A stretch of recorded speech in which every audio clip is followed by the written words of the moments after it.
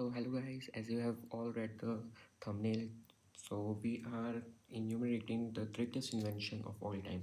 Well, instead of just enumerating, I thought that I should give it a more logical view that which invention should I pick up as my pick up of the greatest invention of all time. And there has been some quite a few, I mean to say, uh, inventions in my list, and most of these inventions I thought could I pick them as the best invention of all time. And it's simple that those inventions might look so much revolutionary. At the surface level, there is only one invention that I think I could name as the greatest invention of all time ever, and I would try to give my point of view why I think so. So stay tuned for it. So I was thinking, what could be the most important thing that we are, I mean to say, that we are doing day to day. And the first thing that clicked in my mind was internet. I mean, we have information from all around the globe just at our fingertips, and we can access any of the information. We can know how to make dynamite. We can know how to do anything. In fact, the thing you are watching right now is also internet. I mean to say, if there wasn't any internet, there won't be any YouTube, and you won't be hearing me. So the topic according to me, should be internet. Should it? I mean to say, if we look to it, that internet is what? Internet is just collection of informations. It's like a really, really big book and all clipped together. So all the information there is to say, it is available as a form of book which is available everywhere, and that is being readily updated at the same time. So it's just collection of information. So should we give it as a top invention, or should the information itself be a top invention? If you think about it, the internet may seem a very big thing, but it's not revolutionary, you can say. But it was revolutionary, I have to say, but should not be the first pick. I mean to say, internet is fueled by electricity. That anything you do, any device that you use, must be recharged or must run through electricity. Electricity might be one of the greatest invention of all time, which can be, I mean to say, if that's the case, I mean, electricity is a, you know, really, really great thing. Electricity has given us not what not, light bulb. The light bulb is run by electricity. Anything in this world is completely electric. What could we say? Or everything around us runs by electricity somehow. The cooler behind me runs by electricity. If I show you, I have a ceiling fan run by electricity. That bulb which is not lighting, electricity. That bulb which is lighting, which you can see my face now, electricity.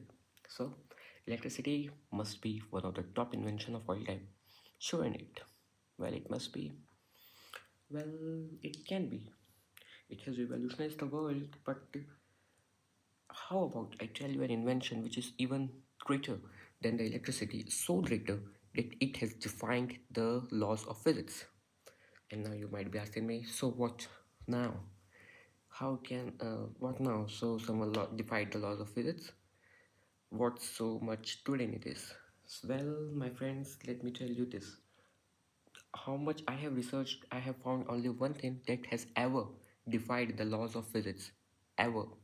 I mean, only once. I mean, all the information I could find, there was only one thing that could ever defy the laws of physics. You might say that there is this, there might be that, but I didn't commit it to my list, so according to me, that should be it.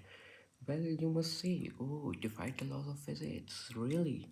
Well, I mean, I have to say that the thing which I am going to tell you about is a thing that has completely defied the laws of physics. I mean to say, the laws of physics say you do this and it does exactly opposite of what it says.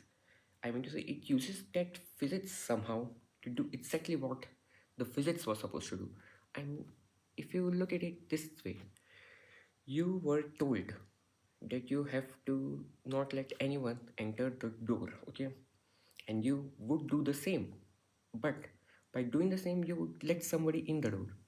Does it make sense? I don't think it makes sense, but if it ever could make sense, I mean, that's what this invention has done. And well, now nobody has known who was the inventor of it. I even don't know. I didn't find. I just still found that it was developed somewhere around the Mesopotamian era, and I thought, wow, they were really intelligent, or it was just accidental, who knows. So let me tell you about one laws of one law, about one basic law of physics. You know about friction? Well, anywhere there is an action, there must be an equal and opposite reaction. So what is friction? Well, friction is something which opposes, which readily opposes the motion.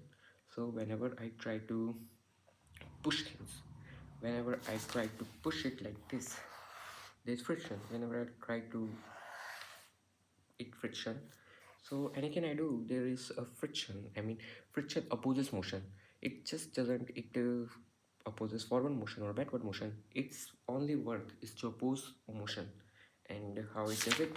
By opposing motion.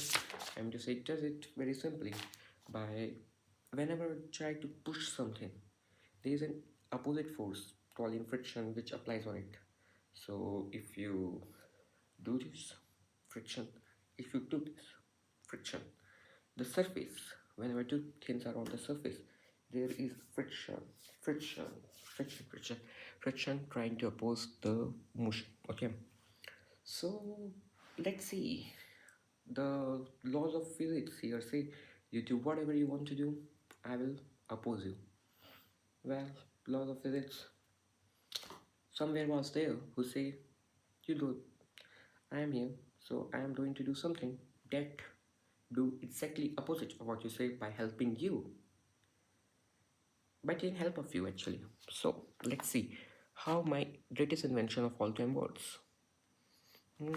So here, let's say this is a ground, and whenever there is a ground, there is a surface. So whenever there was a box and it needs to be pulled by a person, there was a friction acting on this block. Okay, can you see this? Oh, I think I have to mirror this. Well, let's see if I could mirror this or not. So there was a friction acting on this, and due to this friction, the boy could not pull that. Okay, so what to do if I try to, you know, pull it backwards like this? Okay, suppose we are pulling it like this, then there is a friction which acts here. So friction was not going to give up on anyways, but then magic happened. Suppose you form a surface like this, and then you put our greatest invention of all time into it, which is wheel. Wheel, the thing that is used for transportation that you use in your day-to-day life. Wheel is just magical. And now we are seeing that more than it is useful, it however defies the laws of physics.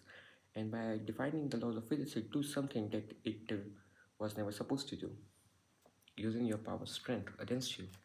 Let's see how it does that. Suppose this is a wheel. Okay, my wheel is not so much aesthetic, but we will take it as a wheel. This is my wheel. So, wheel. Wheel wants to go to this side. So what will wheel do? Wheel try to roll, and by rolling, it defies the laws of physics. Let's see. They say that the friction applies at the point of contact. I repeat it once more, that the friction applies at the point of contact. Let's see and say this is the point of contact. Okay, and uh, okay, you want to roll the wheel to this side. So the what you will do, you push it, and by pushing, you give a force in this side. Okay, during this force, let's see this one molecule here, this one point of reference. This point of reference from here, here, here, here, and see here. Okay, at this point, this, I mean to say, this particle will try to move at this direction. You understood? This point will try to move to this direction. This is our force. And but the friction will say, hey, I told you I'm going to oppose you. What will friction do? Friction will try to oppose you, and friction will be applied here. And psych, here the game comes. The force was applied here, the friction was applied on the that same place too. Oh my god, so friction actually mistaken that the body wants to go to this place, I mean to say this place, and it tries to pull it this way. So actually, we are using friction to do what we want to do. That friction always says that it would oppose that motion, but we are doing using that friction to help us use that force to give motion. So you might be thinking, after applying one force, if friction is going to do all the things, why do wheels stop? Why do wheels tends to just, you know, stops? So let me give you answer to that question too. Well, the wheel sometimes it falls. Uh, let's let's keep it aside.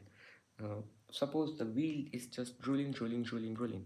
If the road would be perfectly elastic, which it's not, there is always some road, some some energy destroyed or went away in becoming heat due to friction. Okay, and air resistance in due to imperfect elastic, what to say, not fully elastic ground and the wheel. There is some indentation made by the wheel which would create not proper transmission of the force. Due to all that causes, the wheel stops. It doesn't stop because friction is wanting it to stop. It stops because there are other forces that are now saying that you need to stop. So in this way, a simple wheel is defining the laws of physics and doing exactly opposite what it was always meant to be. Okay, I hope you understood it.